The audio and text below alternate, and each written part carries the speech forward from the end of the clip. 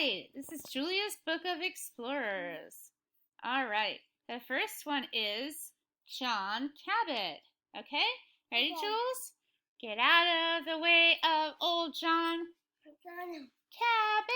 He needs to catch a rabbit. Discovered Canada's eastern shore. Got some fur so he wasn't poor. Good job. That's John Cabot with the rabbit. Okay, now remember?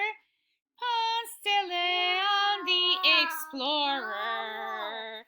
He knew just what he should do. He discovered a place called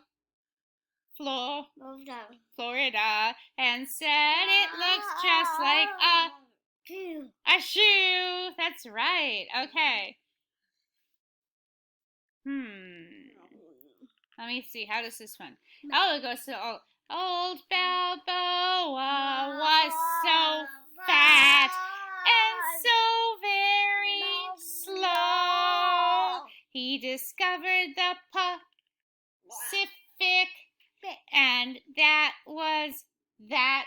And slowly he did go. Okay. Jacques Cartier wasn't a watchman.